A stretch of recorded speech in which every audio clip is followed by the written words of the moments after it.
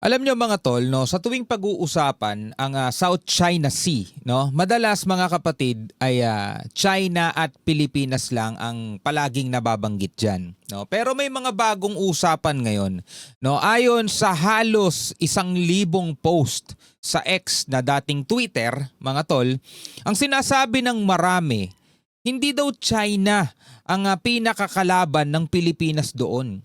Alam nyo kung ano? Vietnam.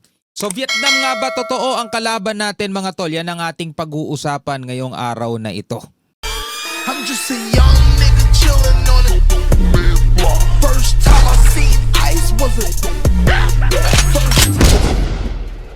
Alright, so magandang araw sa inyong lahat mga kapatid. Welcome ulit sa ating bagong video, reaction, review, commentary, opinion, criticism at kung ano-ano pa. Pag-usapan natin itong isang report o video mula rito sa Philstar News. No? Pakinggan natin at bibigyan natin ng reaction and commentary. Etong mga nilalaman nitong video na to mga tol, kung saan marami nga daw mga kapatid ang nagpo-post sa X, no, sa social media na hindi China ang totoong kalaban dito sa South China Sea o sa West Philippine Sea, kundi ang Vietnam. Paano nila nasabi yon mga tol? Alamin natin yan. Samahan ninyo ako, huwag niyong kalimutan mag-subscribe. Click din ninyo ang notification bell para ma-notify kayo whenever na may mga bago tayong reaction video tulad nito. At kung ikaw naman ay nanonood sa ating Facebook page, huwag nyo rin kalimutan mag-follow and like. Maraming salamat sa lahat ng ating mga bagong kasama. Nasa 110,000 followers na tayo mga tol. Maraming salamat sa inyo. Alright, wag na natin patagalin pa. Panoorin na natin to mga tol. Tuwing napag-uusapan ang buong South China Sea, ang madalas lang nating nababanggit ay ang Pilipinas at ang China. Pero eto, alam nyo bang may mga nagsasabing Ito, mula sa Philstar to mga tol ha. Ayan ha. Subscribe din kayo sa YouTube channel. So ito ang ating bibigyan ng reaction and commentary. ang China? Pero eto, alam nyo bang may mga nagsasabing ang Vietnam daw at hindi China ang pinakakaaway sa South China Sea? Hindi lang dadalawang post ang nagsasabi nito. Nasa 1,000 post sa X ang paulit-ulit na sinisisi ang Vietnam dahil sa destructive daw na island building nito sa South China Sea. So ang parang ang nangyayari mga tol, hinihila yung issue mula sa China, no, papunta sa Thailand. Parang ang gusto nilang palabasin mga tol, mga Pilipino, hindi China ang kalaban ninyo, hindi China ang dapat ninyong kagalitan. Kasi mga tol, sa totoo lang hindi ako nagpo-promote ng hate. Hindi ako nagpo-promote mga tol na magalit ang mga Pilipino sa China. Lagi ko nga sinasabi, hindi natin kailangan tawag dito, bitawan o yung hindi natin kailangan na hindi natangkilikin, i-boycott itong mga produkto ng China. Kasi mga tol, wala namang kinalaman yan. Ang atin lang mga tol, ang ipinaglalaban natin is yung ating karapatan dito sa West Philippine Sea. So hindi naman natin masisisi o hindi naman natin mapipigil kung ano yung nararamdaman ng mga mamamayang Pilipino whenever na napapanood nila sa mga balita na yung mga barko natin, wina-water cannon, hinahabol, binabangga ng mga Chinese Coast Guard, yung mga mangingisda natin, nagre-reklamo at hindi sila makapangisda dahil itinataboy sila. Hindi natin masisisi yung damdamin ng ating mga kababayan. Pero lagi nga nating sinasabi, kumalma kayo. Hindi ninyo kailangan magalit sa mga Chinese people kasi matagal na natin silang kasama rito eh. Pero ngayon mga tol, napakaraming posts. Halos 1,000 daw mga tol ang nagpo-post na tila ba hinihila yung atensyon ng mga mamamayang Pilipino palayo ng China at papunta naman ngayon sa Vietnam, no? Hindi daw China mga kapatid kundi Vietnam dahil daw sa destructive daw na island building nito sa South China Sea. Sabing ganun mga tol ha. Sa dinami-dami ng post, paulit-ulit lang din nilang ginagamit ang 38 scripts laban sa Vietnam Hoy. na halos pare-pareho lang ang sinasabi. Alam na. Hindi mga totoong tao to. Ang Vietnam daw ang sumisira sa South China Sea at nagpapahirap daw ito sa mga mamamayan dahil sa military spending nito. Alam nyo mga tol, wala pa tayong nabalitaan na binangga tayo, winaterkanon at hinaras tayo ng mga barko ng Vietnam. Actually, tahimik nga sila eh. Tahimik nga sila mga tol eh. Kahit nga China eh, wala tayong napapanood na balita na nagkakaroon sila ng inkwentro eh. Di ba? Kaya nga nagtataka tayo mga tol eh. Etong Vietnam patuloy sa pagtatayo ng mga artificial island nila pero tahimik sila no? Wala tayong napapanood na inkwentro mula rito sa Chinese Coast Guard at saka sa Vietnam. Parang hindi sila nakikita nitong mga Chinese Coast Guard. Samantalang tayo mga tol, kahit na sa simpleng humanitarian mission lang na ginagawa natin sa West Philippine Sea, no? Pamimigay ng krudo, pamimigay ng grocery sa mga mangingisda, tayo pa talaga yung nakakaranas ng pangwawater cannon mga tol. Tayo pa talaga yung nakakaranas ng hinahabol, binabangga, itinataboy. Pero itong Vietnam, biruin mo hindi humanitarian mission ginagawa nila. Nagbibuild talaga sila ng island. Hindi rin nga totoong tao ang sangkot dito, kundi 71 na bot accounts 71 bot accounts. mula November 2024 hanggang June 2025. Oy, maraming salamat sa pagsasaliksik ng Philstar. Credit sa kanila mga tol ha. Tayo'y nanonood lang ng balita. At karamihan pa ay walang followers. Makikita rin sa ilang mga accounts ang anti-Marcos Ayun lang. at pro-Duterte post para makakuha ang atensyon ng mga Pilipino. Ayun lang, may bahid din ng politika mga tol. Meron ditong nagpapatakbo, may perang involved dito. Kahina-hinala ba? Isa itong halimbawa ng Influence Operation o IO. I-click ang link na nasa description ng video na ito para sa karagdagang impormasyon. Mula 3,000 posts, inanalyze ng Philstar.com ang halos 1,000 posts Grabe, na dami gawa ng bot accounts. Sa loob ng 7 buwan, na-record noong February at May 2025 ang pinakamaraming bilang ng posts. Okay mga kapatid, stop muna natin ha. Bakit mahalagang malaman natin yung mga bagay na ganito? Kasi mga tol, ikaw, ako, lahat tayo, bata, matanda, mga tol, lahat tayo may access sa social media. Tulad ngayon, nanonood ka sa akin mga tol. Posible, isang araw mula ngayon o baka nitong mga nakalipas, meron nang dumaan sa feed mo o sa news feed mo o sa wall mo na mga ganitong klasing post. Diba? Mga anti-administration post, mga pro-Duterte post. Well, hindi naman natin sinasabing kailangan natin sumali sa awayan ng politika nila. Hindi tayo dapat pumanig sa kahit kanino mang partido, mga tol. Hindi tayo anti-Marcos, hindi tayo pro-Marcos, hindi tayo anti-Duterte, hindi rin tayo pro-Duterte. Pro-Filipino dapat tayong lahat. Ibig sabihin mga tol, hindi natin dapat tinitignan yung kulay ng politika. Ang tinitignan natin is yung kapakanan ng ating bansa. Bakit natin ngayon inaalam yung mga ganitong mga bagay? Kasi baka merong dumaan sa iyong feed at makabasa ka ng mga ganitong klaseng post at yung isipan mo biglang ma-impluensyahan mga tol. Diba? Kasi ayun, alam nyo mga tol, napapansin ko hindi lang ako sumasagot pero may mga nagko-comment, lalo-lalo na dito sa FB natin, napakarami nagko-comment na ipinagtatanggol nila yung ginagawa ng China. No? Wala naman masama mga kapatid, opinion nyo yan, pero ito ang masama. Hindi ninyo nakikita kung ano yung totoong nangyayari.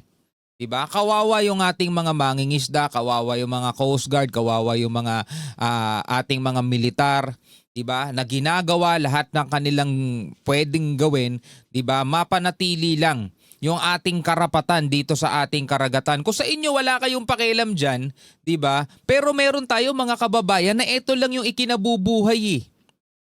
Yung pangingisda lang yung ikinabubuhay, umaasa sila rito sa kasalukuyan at hanggang sa hinaharap. Diba? Ngayon, kung kayo, wala kayong pakialam, okay lang, nasa ukupin niya ng ibang bansa, tahimik na lang kayo dapat kasi wala naman kayong magagawa para ipaglaban yung bansa tapos gusto nyo pang sirain at buwagin yung ating mga Coast Guard, di ba? Kaya sabi ko sa inyo mga tol, bago ninyo i-share, bago ninyo i-click o bago ninyo patulan o bago ninyo paniwalaan yung mga nababasa ninyo sa social media, i-check nyo muna kung saan galing yung source. Katulad halimbawa, itong ginagawa natin, ito lahat ng to hindi galing sa akin ha. Hindi galing sa akin to. Nakikita ninyo naman, ito nakalagay mismo sa gilid ko yung source ng balitang pinapanood natin eh. Oh. Diba? Nakakalungkot lang mga tol. Ako yung tinatawag na nagpapakalat ng fake news. Eh, hindi naman ako ang nagbabalita.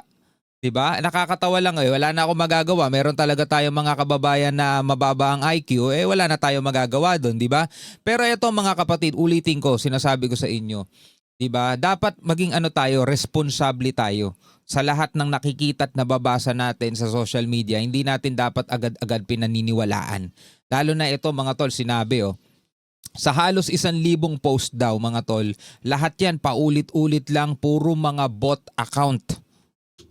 At itong mga bot accounts, karamihan sa kanila ay walang followers o Walang followers pa. original posts man lang.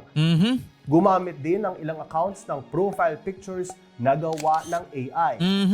Sure signs yan na inauthentic o hindi base sa katotohanan ang behavior na ito online.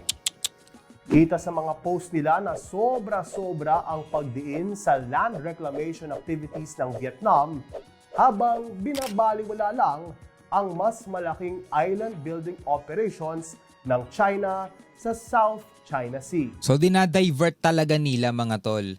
No, dinidikdik nila sa lahat ng mga makakabasa, dinidikdik nila lalong-lalo na sa mga Pilipino kasi tayo apektado ng mga ginagawa ng China, 'di ba, sa West Philippine Sea. Dinidikdik nila sa atin na teka, huwag kayong mag-focus sa China. Ang totoo nga dapat ninyong tignan itong ginagawa ng Vietnam. Ganun yung gusto nila ngayong sabihin.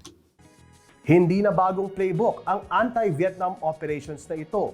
Ayon kay Janina Santos ng Double Think Lab, na isang organization na nagtatrack sa malign influence operations. They're trying to distract us from the fact that China is the most aggressive when it comes to other claimants in the West Philippine Sea. We have not seen this level of aggression from other claimant states, including Vietnam. Tignan nyo tong video na to mga tol. Naaalala ninyo yan? Kung saan muntika na tayong gawing sandwich. Hindi mga barko ng Vietnam yan mga tol. Diba? Nagkabanggaan silang dalawa dahil nga mga kapatid magaling yung kapitan nitong ating bangka. Kung hindi magaling yung kapitan ng ating bangka, napalaman tayo dyan sa gitna. Tayo yung naipit dyan. Tapos Vietnam ang gustong... Alam nyo mga tol, sige sabihin na natin na illegal din yung ginagawa ng Vietnam. Pero hanggat payapa, mga tol, yun lang naman yung natin kapayapaan lang naman di ba? Yun lang naman yung gusto natin mangyari, hindi naman tayo nakikipag-away sa China Nakakalungkot nga, may mga nagko-comment, bakit ba natin inaaway ang China? Hindi natin sila inaaway mga tol, magkaiba yung inaaway at saka iginigiit mo yung karapatan mo. Kasi hindi naman natin imbento yun Sinasangayunan tayo ng UNCLOS at ng international law, karapatan ng bawat Pilipino yan, karapatan ng Pilipinas yung karagatan. Hindi natin sila inaaway. Bagkus tayo pa nga ang naaaway mga tol. Biruin mo, wina-water cannon tayo, binabangga. Tapos ang kabaliktaran tayo pa nangaaway ngayon, di ba? Dahil yan mga kapatid doon sa mga disinformation, malign influence na sinasabing mga nakikita at nababasa nila. Baka kasi yung mga sinusuportahan nilang politiko at politika, mga kapatid, alam nyo na, binabatikos yung Coast Guard, binabatikos yung AFP. Di ganun na rin yung mga mamamayan, di ba? This level of aggression from other claimant states, including Vietnam. Hindi bababa sa 7 anti-Vietnam accounts na ito ang nagpo-post din tungkol sa Pilipinas. At ito pa, 2 rito ay todo post pa ng madaming content pabor kay dating Pangulong Rodrigo Duterte. Kabilang ang paninira sa International Criminal Court dahil sa kanyang pagka-aresto. Alam nyo mga tol, hindi nakakatulong yan sa kaso ni dating Pangulong Duterte. Yung mga pag-atake, yung mga post na laban sa International Criminal Court. Kaya hindi mapagbigyan Diba? Dahil nakakaapekto talaga yung mga post, yung mga salita na mga supporters ni dating Pangulong Duterte. Kaya hindi siya mapagbigyan ng interim release ba yun, di ba?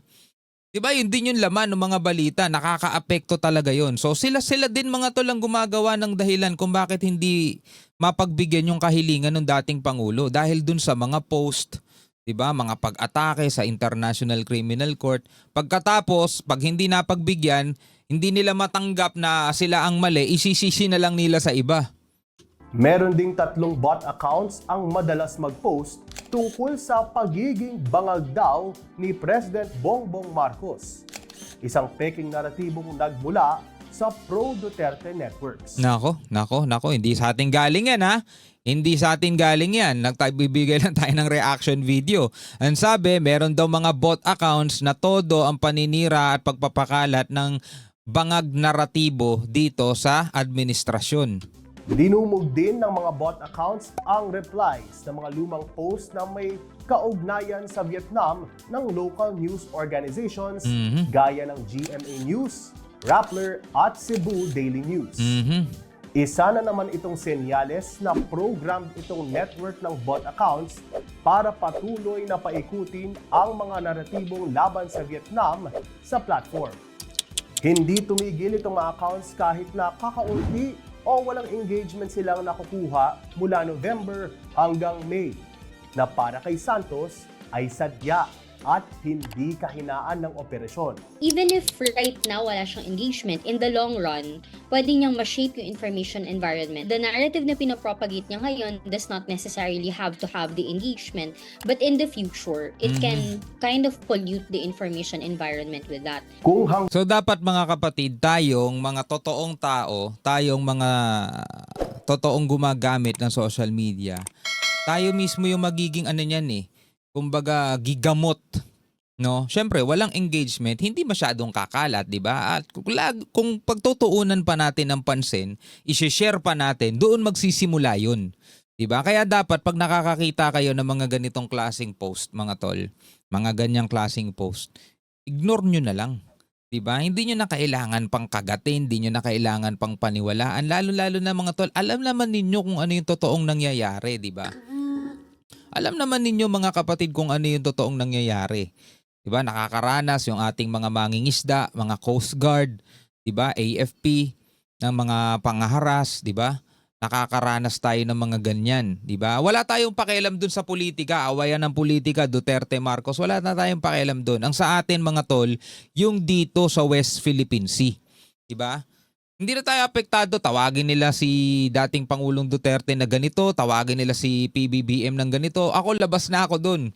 Hindi naman ako pro ng kahit ano diyan sa mga politika, ano na yan party na yan 'Di ba? Kasi sa akin mga tol, ang mga presidente come and go. Uupo, papalitan, uupo, papalitan. Kung sino may pinakamagandang track record, 'di ba? Palakpakan, kung may mali, punahin. Ganun lang naman tayo mga tol Pero dito sa West Philippine Sea, may kinalaman ng lahat ng mga Pilipino rito. Kaya dapat lagi tayong aware. Dapat lagi tayong aware sa ating mga pinapanood, sa ating mga nababalitaan, sa mga isineshare ninyo, 'di ba? So ngayon mga kapatid, eto nga. Napakaraming mga bot account ang naglipa na ngayon sa mundo ng social media. Mag-ingat na lang tayo lahat, no? So ilalagay ko na lamang yung link ng video to ng Philstar sa ibaba mga katol. Pwede niyong puntahan para mapanood ninyo ng buo. So sa atin, kinuha na natin yung pinaka-information na mapakaraming mga bot account mga tol. Diba? Ang liglipa na ngayon sa mundo ng social media. Maging maingat na lamang tayo. Hanggang sa muli, ako nga pala si Shobal D. Peace out.